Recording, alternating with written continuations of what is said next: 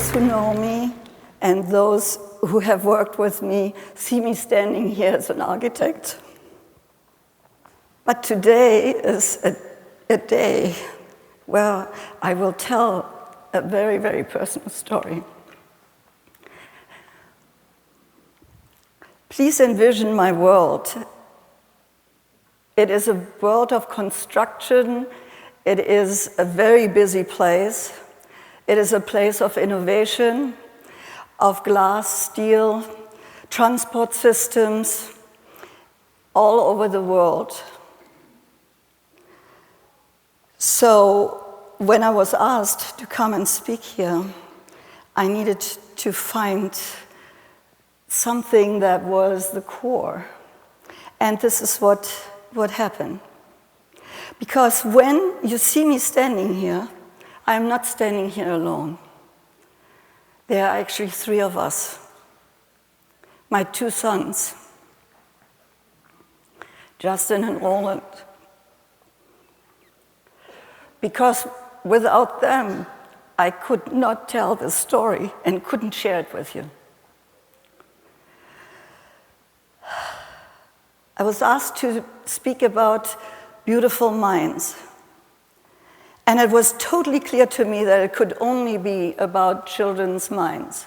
Because children's minds are innocent, pure, open. Children dare to take a leap of faith. They trust, and they do that again and again. They commit.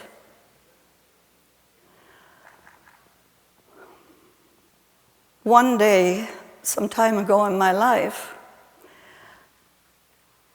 I took that leap of faith. I jumped, just like children jump. I trusted. I took the leap of faith into motherhood. My friends and my clients all thought I was completely crazy to do this. Because why would I put child raising on the top of my priority list? But I took that leap of faith. And in my life, so far, the defining moment was the moment I became a mother.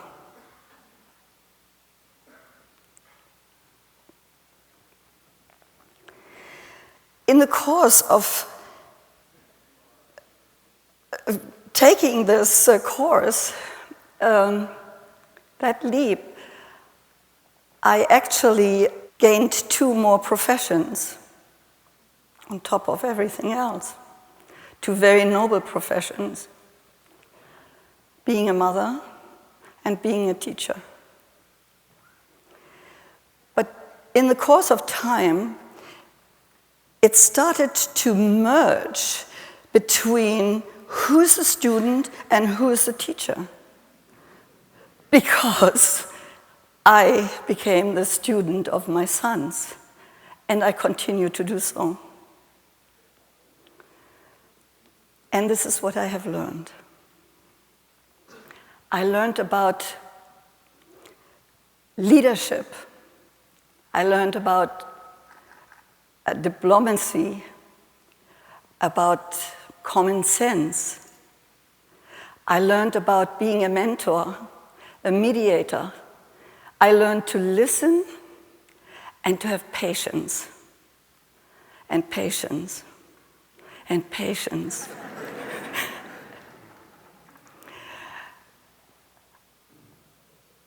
I learned about breaking the rules because children don't know that rules exist. I learned about happy mistakes because often the happy mistakes are the best thing that can happen, even in our designs. So learning to embrace the unexpected, something that brings joy and fun of life and actually laughter into situations or in our daily life. Very important because, as we all know, laughter lights up our brains. I learned about colors, pure colors. I learned about pure emotions. I learned about being adaptable, being frugal, because children use everything they see and they make it use for them. So that's what I do in my projects, because in all the community planning and in every application or any project, we never use anything that's further away than 500 miles out of radius of where we are building. Learn from my children. There's a little stick, there's a rock, there's this. Why don't we just put it together here? And I learned about forgiveness. I learned about structure, love. Because being a mother is love in action. And my heart grew exponentially because of it. Because of it, I became a social architect. And I am mothering my projects everywhere in the world. And I like to share a little story with you because it is wonderful what children can do for you. But before that, I need to bring one other point into the equation, and that is my children. I learned from my children about learning, because they learned so much between the time they were toddlers and 6 years old. And of course, we know science says that is the time when you learn the most. You never learn more than in that period for the rest of your life. And I thought, that's a very good thing. Why am I not going to adapt that? And how can I adapt it? So I did and committed to something, to do one thing a day that I had never done before. And preferably something that takes me out of my comfort zone. Now, when you do that over many years, it is amazing what happens, because your world starts to be gigantic, because you're dealing with things you would never have thought of. I mean, why would I wonder how to build a fish hook or something? But you know, there was nothing else that day. And so, so now it might be handy one day, one never knows, you know? But if you do that consequently, you are building an information base that is just substantial. And I call that my speed learning. So I continue doing this all the time. And you will hear a little other story about that later, how I apply this. But in the meantime, I just want to tell you about something you all know, because you have all experienced it with children around you. So here I am in Montana. There is a community that's planned to be very simple lifestyle, pioneer type life. And because the property is right next to the great wilderness, we decided we tread very lightly. We don't use the land if we didn't need to. We protect every tree. We do, you know, everything we can that you still have the feeling you live in the great wilderness, but you are just outside of it. So here we come to the building commission, and the building commission looks at all these things that we are so, you know, we made everything simple because it's a simple lifestyle. So, and we want not to touch the nature if possible. So we decided to have very small, narrow roads. So here comes the building commission.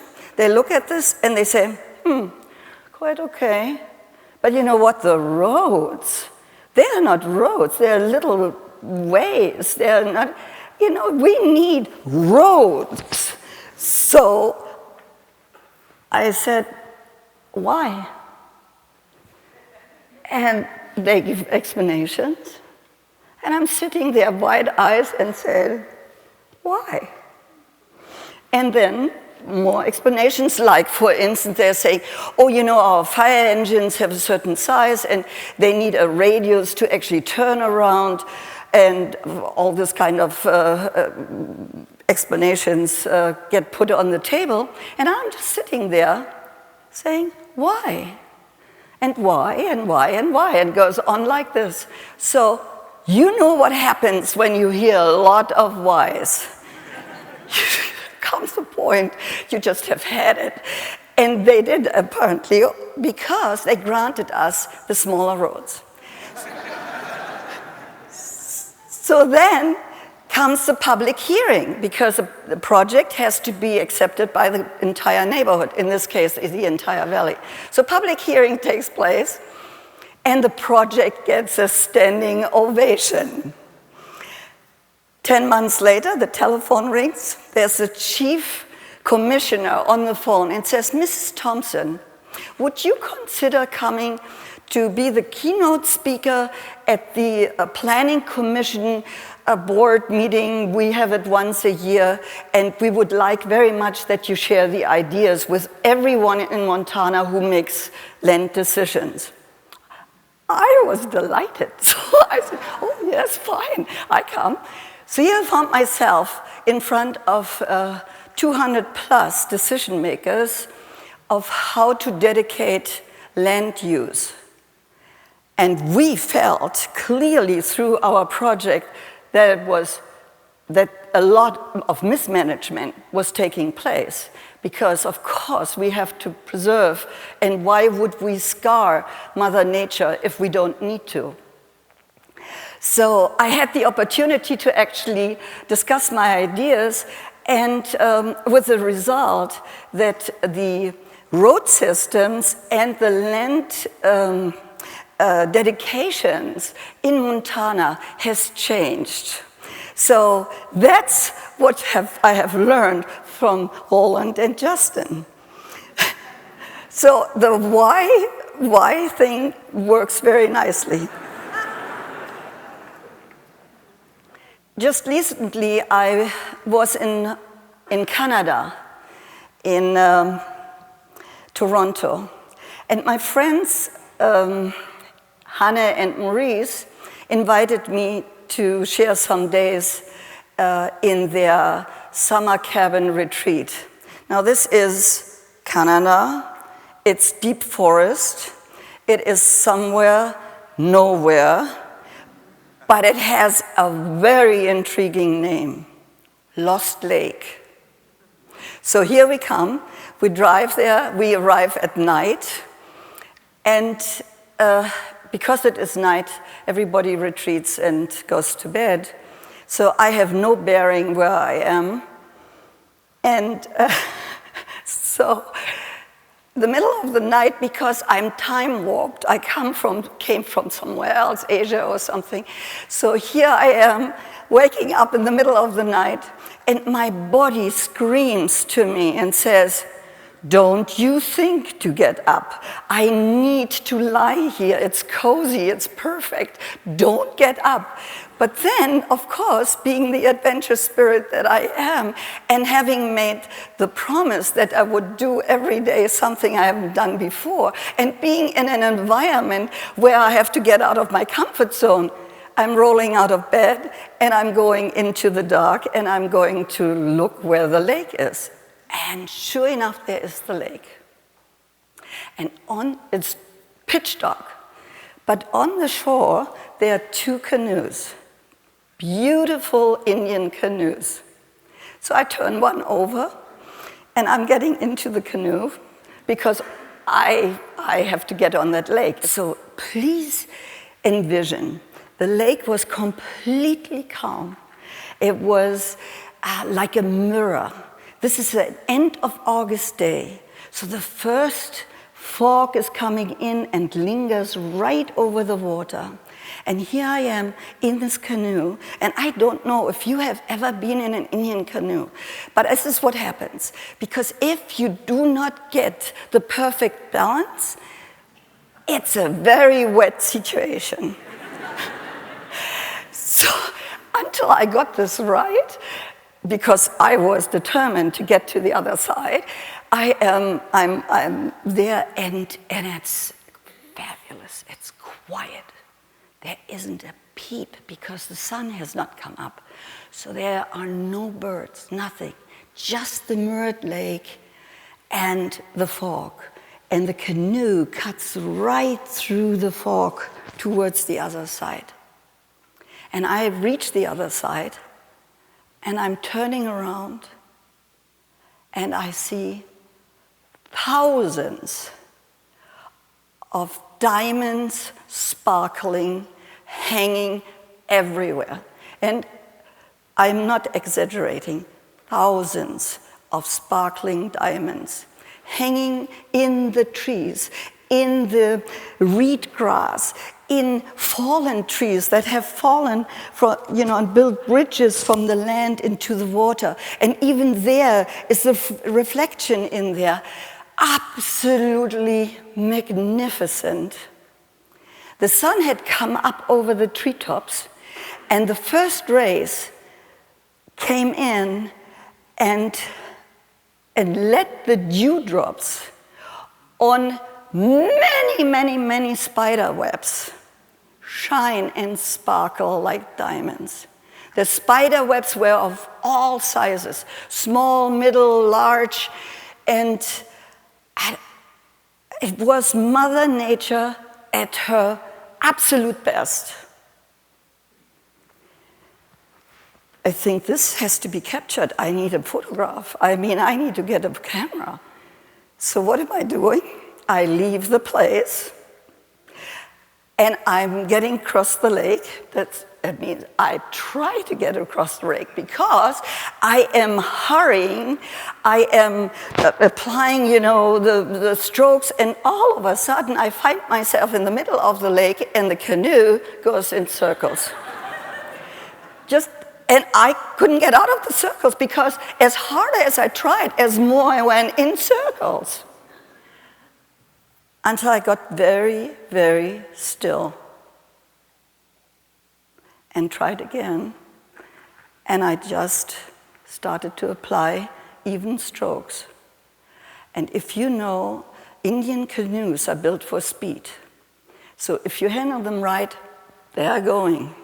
So here I am, I'm getting to the shoreline, I'm getting my camera, I'm coming back, jump into the canoe, and off I go again. This time, applying clear, even strokes. So the canoe takes me very fast back to the other side. I come there, I turn around, and nothing. Nothing. Absolutely nothing. The sun had changed the angle. So much about being in the moment. But the impression was so intense that I could carry this forward, and the organic design, and Mother Nature is the best designer. There is no better. There is no better. What she does is perfect. It cannot be improved. It's organic, it's functional, it's breathtakingly beautiful and tasteful. And that's why it has longevity. It stands the test of time. So, anyway, the form of the spider nets we have integrated in a city design, which we're working on in Asia. And what I do is I try to bring those diamond sparkles into this city because I believe that everybody should have the joy of life, the lust of life, the magic that children know in their life. And so we're integrating this into the city for the people who in the future will live in this area. Moreover, I try to take that magic that children, because they are in the knowing of magic, I try to take that over into our daily life, into the life of my family, the life of my friends, the life of my team, and the life into my projects.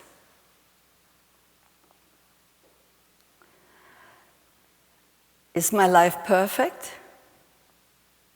No, it isn't. Is it easy? No, it's not easy. Is it worth it? Yes, it is worth it. It's very much worth it. And would I jump again? Yes, I would jump again. Again, I would jump. Because I travel so much, I need to fill in a lot of forms. And it always asks occupation. I fill in that part, mother. And I have great joy to see the receptionist at a hotel or the gentleman at the customs to react to when they read this.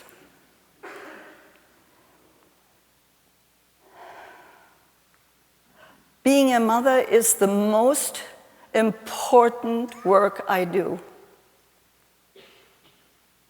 I'm proud to be a mother. I love being a mother. And that's why I write and will forever write. Occupation, mother.